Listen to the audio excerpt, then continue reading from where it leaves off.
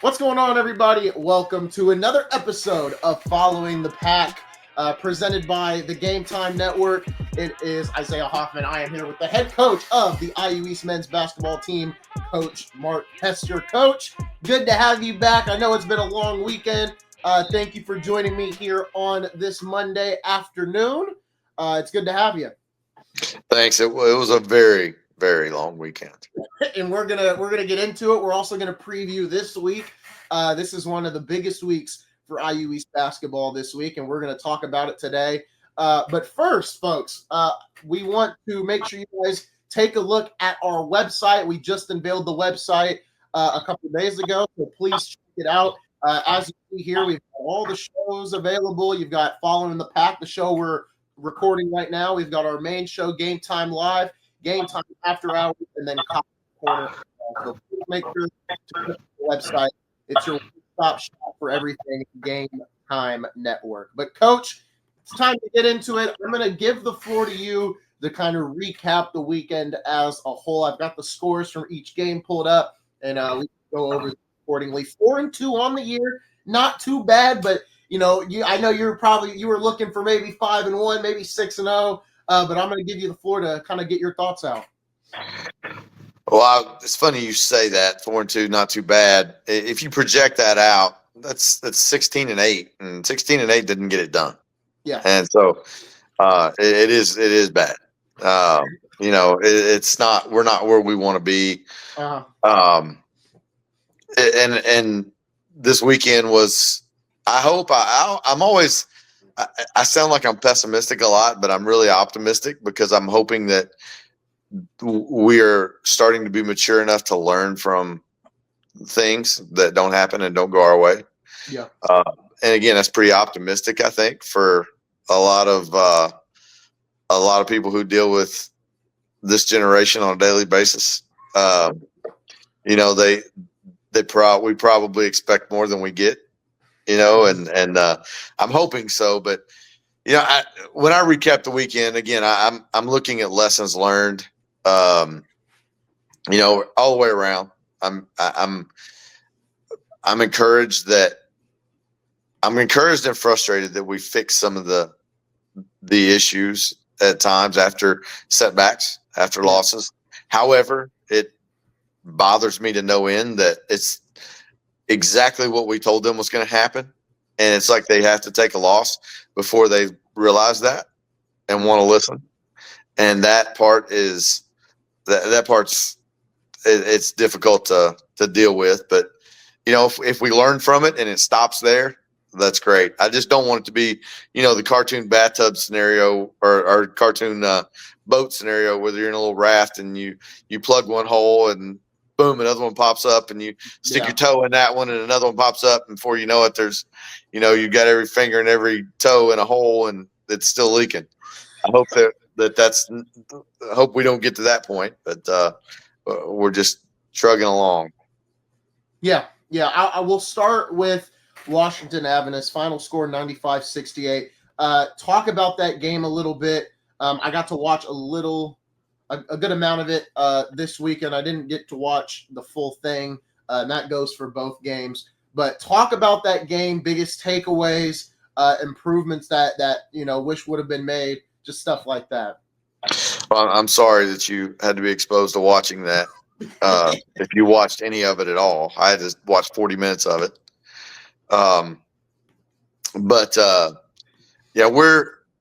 We are. I don't even know where to begin with that. It was more like we just were not interested in being there Friday. That was the most disappointing part. It was they're a good team. They're a good team, a very above average, solid team, and we felt like we matched up really well in a lot of ways, and we dropped the ball literally a few times. And didn't answer the bell with that. And most disappointing part of that was it was the older guys, the younger guys. I felt like they competed and they did, they did what we asked them to do, and we just can't continue to do that. I told him today. I said, unfortunately, we've done that too many times for us to trust it, and anymore. So we'll see what happens moving forward with that. Yeah, and you said drop the ball a couple times. You look at the turnovers, 24 for IU East, 10 on the side of Washington Adventist, and I think we kind of talked about it after the Grace game, where that was a different circumstance, but I think it's also kind of the same thing here, right? The turnovers were big in that game also, and then not only that, Grace was pushing the ball on the fast break. For Adventist, I think the big thing, looking at the stats. It just goes into the turnovers, the points off turnovers, 33 points off turnovers for Washington Adventist.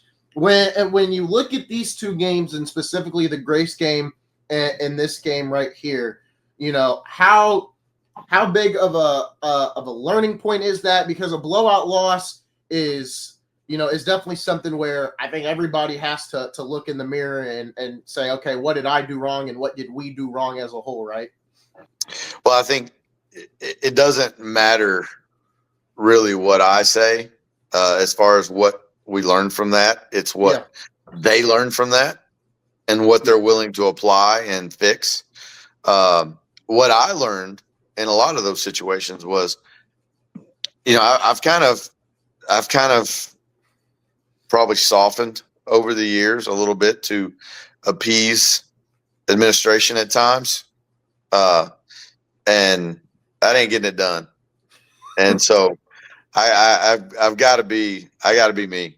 I got to do what I know is successful, not only in winning basketball games, but developing better men when they leave here. And I got to get back to that. That's what I learned.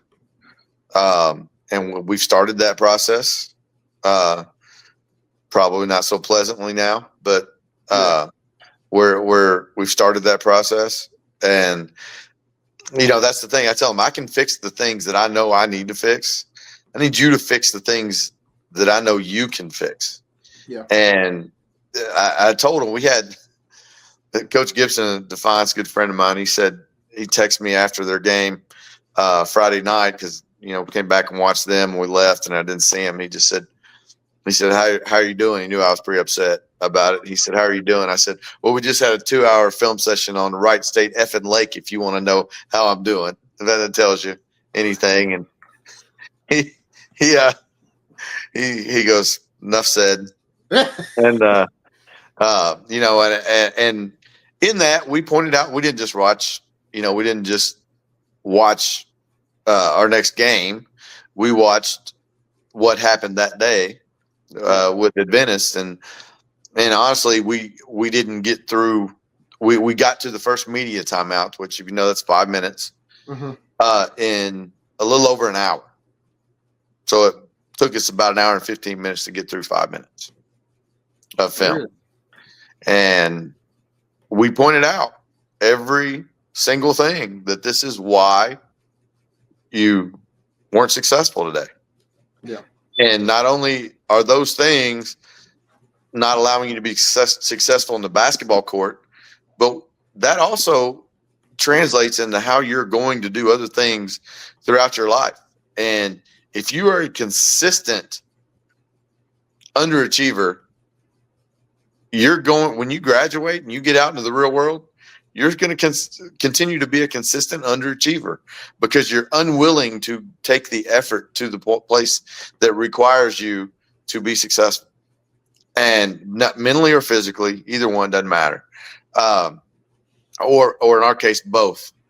And it's like, that's a double whammy, and I said, you don't understand how much it means to me that you guys leave here and become successful.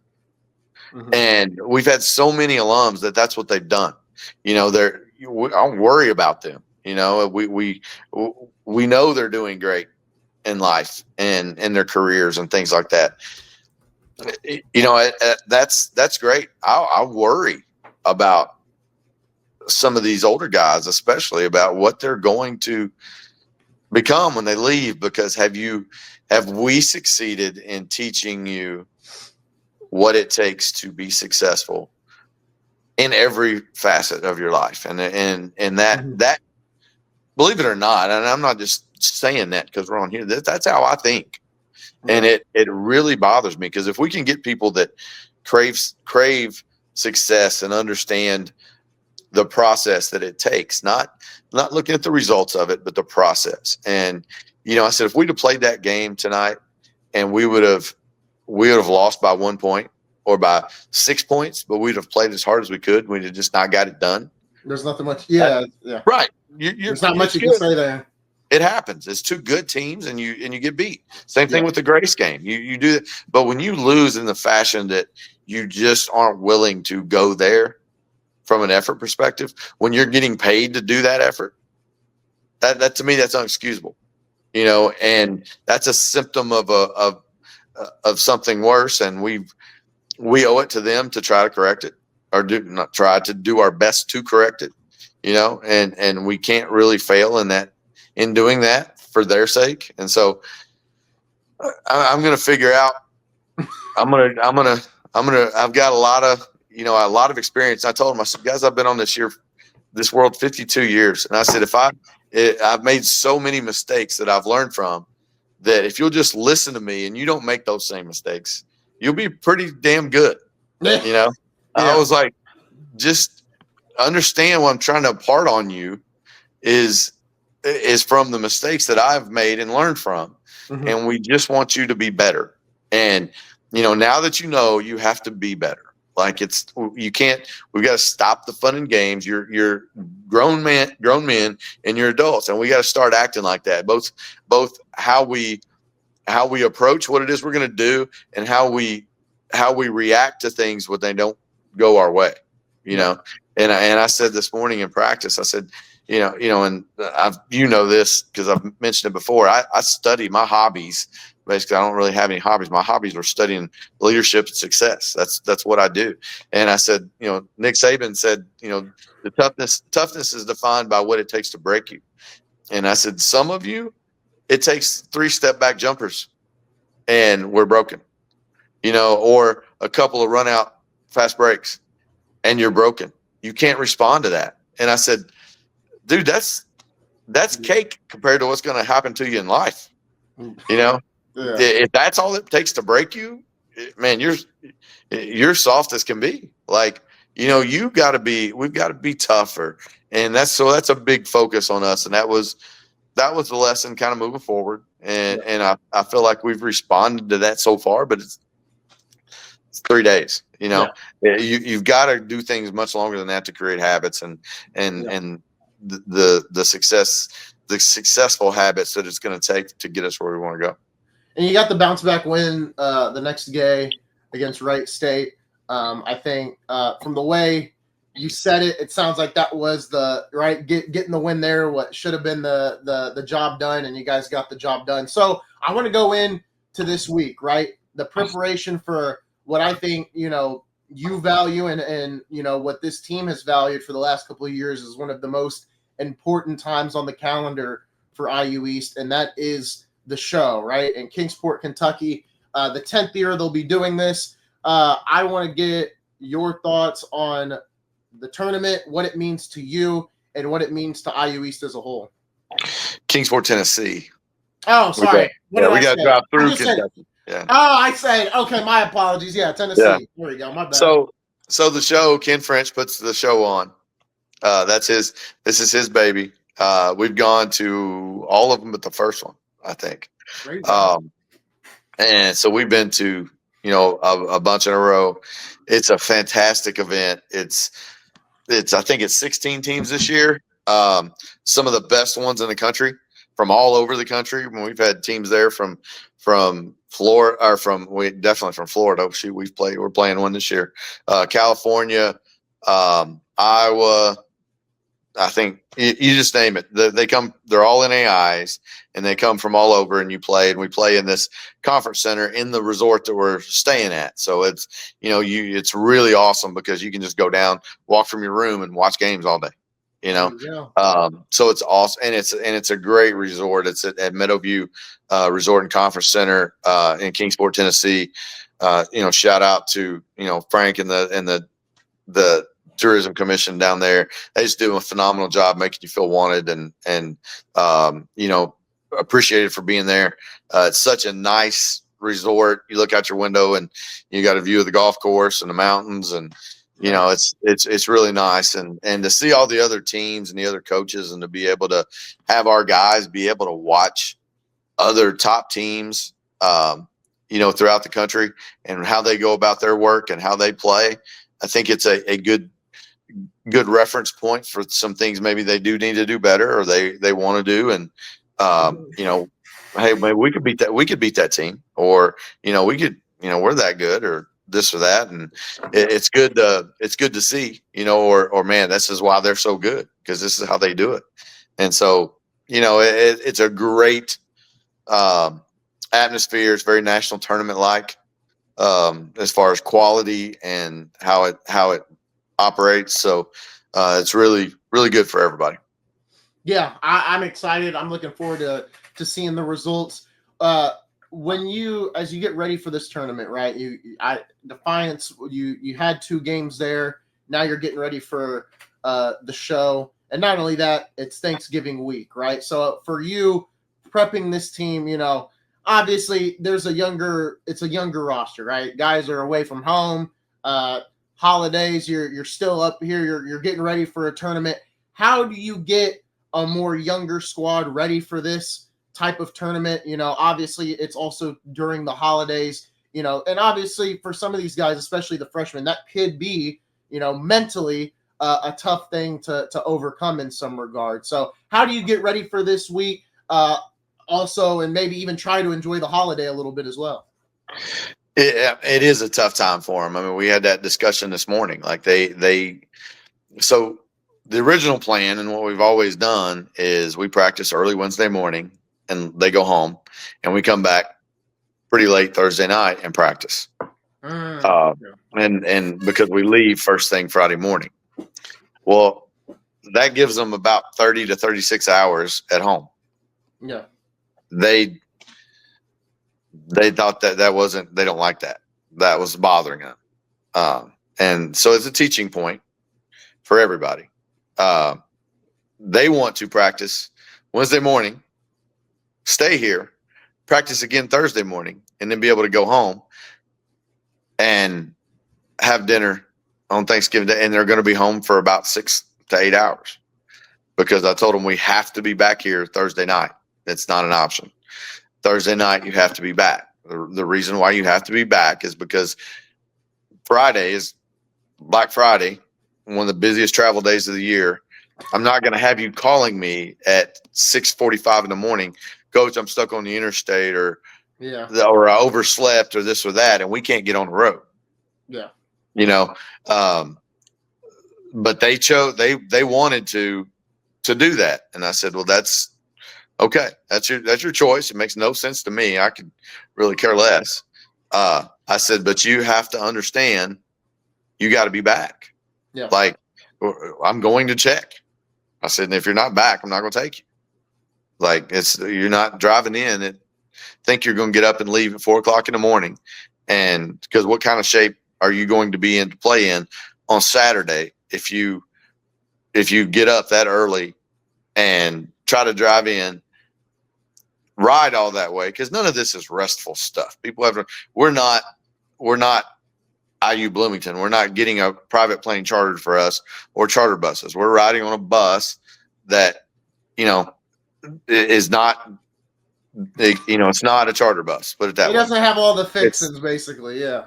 Yeah. And it's not a terrible trip. It's only like 5 hours. It's not bad, but you're going to spend a lot of time on the road. You're going to be sleeping in a hotel. So who knows what kind of sleep you're actually going to get. Just a lot of things. And so, I said, you just can't lose sight of the fact that the most important thing is that we have to be at optimal performance come Saturday. Yeah. And I said, that's the realization. And I'm willing to, if you're willing to risk it on your careers and your seasons, then I will compromise so that you guys can understand that. I said, but you also need to understand this. The last time I will compromise, because you've had that calendar since October. and you didn't mention that it was going to be a problem until this week. And I said, in the real world and in your job, that ain't going to work. Yeah. If you got a problem with it, you need to come say something immediately so that maybe we could make plans or we could do something different. So there's just a lot of things, and everything, there's a teaching point. And, you just get overwhelmed sometimes with how many teaching points there are to do in a day. Yeah, no, that makes sense. That makes sense for sure. Kroger, even with Kroger, sometimes I'll put something a week in advance or something like that because sometimes you miss stuff, but most of the time I have my games in advance. The hardest part is when we have these conference playoff games and they're like, well, why didn't you come to us earlier? And I'm like, well, I'm kind of like, I can't. So your solution, and this is the same thing. Your solution would be, if there's a chance, ask off. Yeah. Because it's a lot easier. I'm sure you could probably pick up shift from somebody. Yeah. It just that I think it was soccer. It was such a it was soccer. It was such a tight turnaround, and then we had volleyball right after. But luckily, volleyball was away. But man, that was such a tight turnaround because I don't think Nick told me till Saturday, and the game was Tuesday. So I was like, well, I work Saturday, or I didn't work Saturday, but it was such a. But you kind of get the gist. You get where I'm coming from with that. I know it's tough, but again, those are real world issues, and we're working to prepare these guys no offense, but we're preparing them not to be working at Kroger unless they're in upper administration. And in upper administration, you know how that works. You gotta give more notice. You gotta be on top of things. You're expected to be, it's a different expectation. And that's the same thing that we're working to get across to these guys. Like, this is not just show up and do what you want to do. This is you have to do certain things, and unfortunately, in a lot of high school situations or other college situations where they've came from before, they've been able to do that, and it's unfortunate because they haven't necessarily been prepared for real life, and that's what we've got. That's what the battle we're fighting is. We want these guys to go on and be wildly successful in their careers, and like I said, we've got the resume to prove that with all of our guys. So we know that works. So we're going to go back to that and start getting some real results through our process of growing these guys. There you go. Yeah, I'm looking forward to it. I hope you guys do enjoy the travel. I hope the holidays go well for you guys. It should be a good week. I'm excited for Thanksgiving. I look forward to it a lot. And Coach, I don't have plans to stay at Kroger much longer. I can tell by how you're growing all this, man. That's what I'm talking about. You're starting to learn. You got to plan things out and prioritize and do what you need to do, and that's what it's about. Yeah, I'm looking forward to it. My last and final question, after this tournament, from what I'm looking at on the calendar, there's a nice little break there for you guys until December 13th. That's when you're back at Lingle Court and you begin conference play. Obviously, for you, every game matters, but when that first conference game is right around the corner, is that when things, I'm not going to say starts to get serious, but do you look at it a bit differently, like a mentality? Do you change it up a little bit when conference plays around the corner, and this is where it really will depend, how far the season can go? Well, we do have 2 exhibition games in that week. Okay, within that week, but it's always it has the tournament and then Kentucky Christian. So. Yeah, we don't, because they're exhibitions, so we don't even put them on there. But gotcha. No, we don't. We don't really change anything. Every game, whatever game is next, is the most important one you'll ever play in your life. Yeah. It doesn't matter if it's conference or non-conference or whatever. And we only have this outlier conference game, which sucks because our calendar is different than everybody else's calendar in the conference, I think. And so it's always right around our finals. We can't really get out of it. And so it makes it kind of hard time-wise. So, we've got we've got to just continue to grow through this whole process, and Kentucky Christian comes in, and I mean, I've seen them on film a little bit, just in some of the other people that they play that I think we play. And I mean, they're going to be really good, and they're going to be very formidable, and really respect what they do over there. It's their first time in the conference, but we've known about them for a long time, and it's going to be, we've got to be at our best to have a shot. So hopefully we'll just continue to again evolve in our process. Like, it is what it is, and we've got to get better at it every day. Yep. I can't wait to see it. I'm ready for you guys to be back at Lingle, though, for sure. I hope Nakori enjoys the road trip. I know he's looking forward to the show as well. That's the first thing he said when he knew he was coming on the road. He's like, I'm ready for the show. So I just hope he ain't sick. That's all I'm doing. I think he's getting better. The last time I talked to him, he sounded better. So I hope you guys enjoy the trip. Folks, once again, make sure to check out the website. Everything Game Time Network is on there. You can subscribe to the YouTube. You can find my socials, Daryl's socials, and Ramon's. But that's going to do it, folks. Thank you guys for watching. This is another episode of Following the Pack, presented by the Game Time Network.